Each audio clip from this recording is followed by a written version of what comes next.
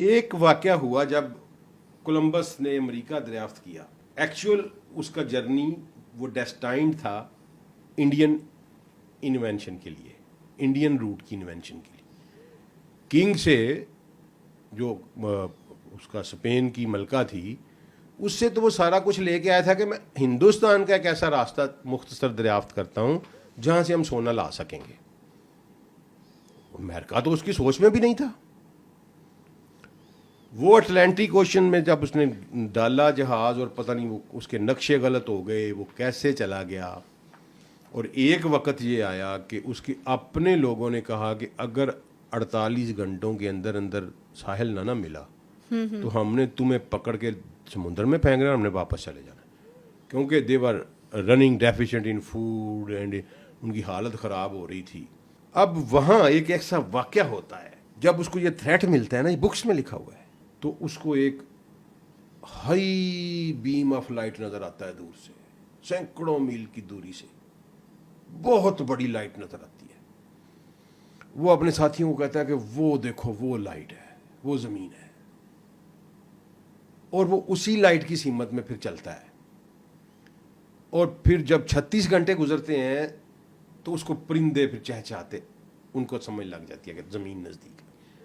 دنیا کا کوئی سائنٹسٹ, دنیا کا کوئی جیوگرافر مجھے ثابت کرے کہ وہ لائٹ کیا تھی,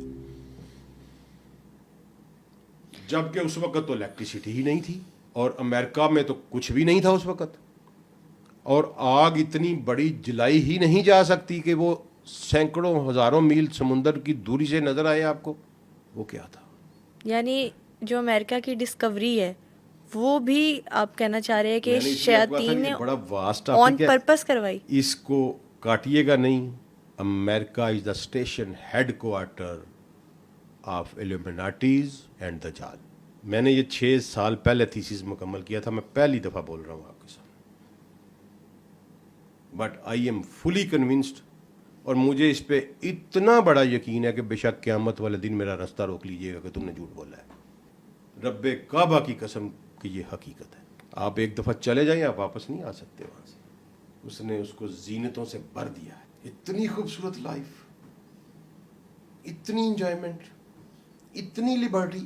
اور ایک اور آپ کو ٹپ دیتا جاتا ہوں, ہبل ایک بہت بڑا بت تھا, ہبل جس کو کہتے ہیں, مکہ میں, جس کو پورا عرب اپنا دیوتا مانتا تھا. اس کی شکل اور اسٹیچو آف لبرٹی کی شکل 99% ملتی ہے. That's strange. 1 آئی پیرامڈ, اس کے نیچے لکھا ہوا ورلڈ آرڈر. اب مجھے یہ بتائیں, امریکہ دنیا کے اس کونے میں واقع ہے, پیرامڈ سے کیا تعلق ہے اس کا؟ وہ تو مصر میں ہے نا. اپنے نوٹ پہ تو آپ اپنے پاکستان کے نوٹ نکال کے دیکھ لیں, کیا چھپا ہوتا ہے. یہ 5000 کا نوٹ ہے جی, اس کے پیچھے ہم نے یہ دیکھیں جی کیا فیصل مسجد ہے.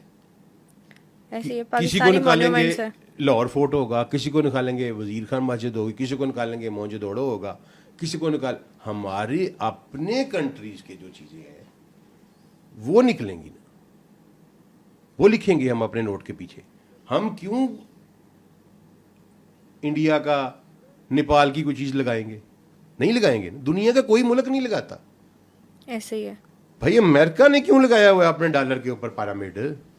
لیکن وہ پیرامڈ کس چیز کی نشاندہی کر رہا ہے؟ Pyramid was the first station house of Illuminatis. یہ بالکل غلط تھیوری ہے کہ پیرامڈ جو ہے بنی اسرائیل سے بنوائے گئے اور غلام تھے اور پتھر. بالکل نہیں. پیرامڈ پتہ نہیں کنہوں نے بنائے.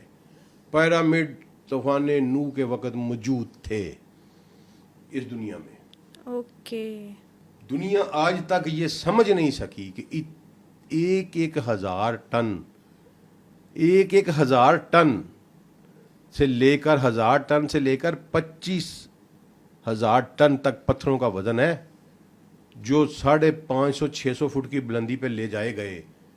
اور ان میں اتنی پریسیژن ہے کہ ATM کا ایک کارڈ ان کے درمیان میں سے آج بھی نہیں گزر سکتا. ان 2 پتھروں, آپ ایک دیوار بنائیں پہ چاہے اس کو پلستر کرتے ہیں, وہ پلستر بھی نہیں ہوئے ہوگے. 50 سال کے بعد وہ پلستر بھر جائے گا, اور اس میں वो दर्जे बन जाएंगी, आप उसमें उंगली भी घुसा सकेंगे ईंटों में।